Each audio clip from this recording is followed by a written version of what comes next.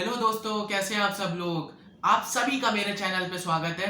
तो दोस्तों, आप में से जो लोग स्टूडेंट्स हैं, आप लोगों के माइंड में क्वेश्चन बहुत टाइम से होगा कि यार जेई नीट पोस्टपोन हो गया, सितंबर में हमारी फाइनल डेट्स आ गई एग्जाम की, तो कॉलेजेस के examination, entrance examination, even NEET और जेई क्या सितंबर में हो पाएगा या अभी भी इसमें डाउट है। तो दोस्तों, एक चीज मैं आपको क्लियर करना चाहता हूँ। मैं जो भी आपको चीजें बताऊंगा, फैक्ट्स बताऊंगा, और उनके बेसिस पे आप खुद ही समझ जाओगे कि क्या हो रहा है, क्या चल रहा है हमारे देश में, कैसे स्टूडेंट्स की लाइफ पे इन्फ्लुएंस आ रहा है। तो दोस्तों, ये एक्सपेरिमेंट्स का सिलसिला स्टार्ट हुआ राजस्थान बोर्ड्स के एग्जाम्स रखने से।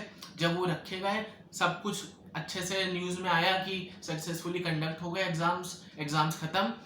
थोड़े दिन बाद फिर न्यूज आती है कि वहां पे जो स्टूडेंट्स थे उनको कोरोना पॉजिटिव था। तो इसका क्या मतलब हुआ? इसका मतलब ये हुआ कि जो भी उनके सेंटर पे, जो भी उनके एग्जामिनेशन हॉल में स्टूडेंट्स थे, सारे लोग कोरोना के रिस्क में आ गए। अब उनके घर पे कितने ही ओल्ड पेरेंट्स, ग्रैंड पेरेंट्स होंगे जहाँ तक इन्फेक्शन डायरेक्टली पहुँच रहा है, पहुँचने का रिस्क है, पहुँच सकता है। क्यों? क्योंकि गवर्नमेंट ने एग्जाम्स कराए। तो दोस्तों, यहाँ से सिलसिला स्टार्ट हुआ। उसके बाद अभी आपने रिसेंटली न्यूज में सुना होगा कि केरला में एग्जाम हुए, केरला के एंट्रेंस एग्जाम हुए कॉलेज के।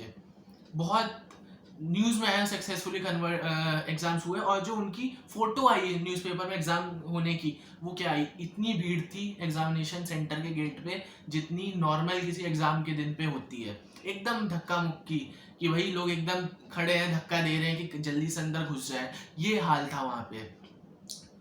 देख के डर लगा, देख के समझ आया कि ये क्या चीज चल रही है। फिर अगले दिन न्यूज आई, जो एग्जामिनेशन सेंटर में लोग गए थे उनमें से कुछ लोग कोरोना पॉजिटिव है। सोचिए कितने लोगों तक कोरोना पहुंच गया होगा सिर्फ उस एग्जामिनेशन हॉल में जाने की वजह से। तो ये हालत चल रही है, और ये सिर्फ दो एग्जाम्स की बात नहीं है, ऐसे एग्जाम्स और स्टेट्स में भी हुए। यूपी में भी जो AIEEE होता है उसका एग्जाम हुआ।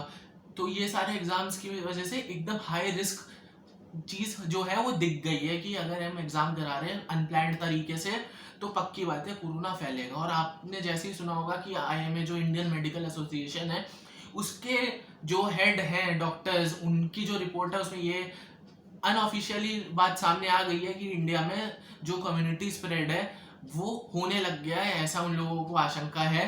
तो अगर कम्युनिटी स्प्रेड होने लग गया है, और जिसका वो अप्रोक्सीमेट ये मान के चल रहे हैं कि जो पीक है सितंबर अक्टूबर में आएगी, तो उस टाइम एग्जाम्स कराना तो किसी हद से, किसी भी एंगल से अच्छी चीज़ नहीं है, क्योंकि सब लोग रिस्क पे हैं यार। और आप देख रहे होगे धीरे धीरे, उस टाइम तो आप सब लोगों ने बहुत अच्छा किया था, सपोर्ट किया, जिस वजह से पोस्टपोन हुए हमारे एग्जाम्स। धीरे धीरे जैसे ही मैटर शांत हुआ, वैसे फिर से एग्जाम्स को कराने की प्लानिंग तेज होने लगी गवर्नमेंट की। और अभी फिर से एक ट्रेंड पे आ गया है कि भाई एग्जाम्स नहीं होने चाहिए। और ये बात सिर्फ एंट्रेंस एग्जाम्स के लिए नहीं ट्रू है, ये universities, engineering colleges, medical colleges के लिए भी ट्रू है। तो दोस्तों, एक रिक्वेस्ट है मेरी आप सबसे, होपफुली सब होप करते हैं, सब ये आशा करते हैं, ज़रूरत पड़ी तो फिर से कैंपेन करेंगे कि अगर हालत अच्छी नहीं है एग्ज़ाम के टाइम में तो आगे बढ़ाया जाए। लेकिन आप सबसे मेरी रिक्वेस्ट है, जब तक आगे नहीं बढ़ाया जाता तब तक आप ऐसे पढ़ो कि जो दिन एग्ज़ाम है उस दिन तक आपकी पूरी 100% तैयारी हो जाए। तो अगर पोस्टपोन हो भी तो भी आपको फ़ायदा ही हो। तो दोस्तों, यही बात है जो मैं आपसे बताना चाहता हूँ। और एक और चीज़ है, पढ़ने में आपका मन नहीं लग रहा है, टेंशन हो रही है, डिप्रेशन हो रही है, तो ज़रूर काउंसलिंग के लिए आप अपने जो क्लोज लोग हैं उनसे बात करिए, जिससे वो आपको चीज़ें बता सके। डरने की कोई बात नहीं है। और अगर पढ़ाई में दिक्कत है तो मेरी अफेक्टिव स्टडी की जो प्लेलिस्ट है उसको देखिए, ज़रूर आपको उससे फ़ायदा होगा। Thank you so much guys. और पढ़ाई में दिक्कत हो रही है ना, तो आप में से बहुत सारे लोग जो हैं उनके मेरे पास वो भी आते हैं टेलीग्राम पे मैसेज, तो मैं बहुत लोगों के तो आंसर दे देता हूँ। पर कभी कभी होता है कि मैं नहीं दे पाता, तो मैं ज़रूर दूंगा। ऐसा बस वही है कि मैं जब खोलता हूँ, मैं जितने लोगों के जवाब दे सकता होता हूँ उतने में देता हूँ।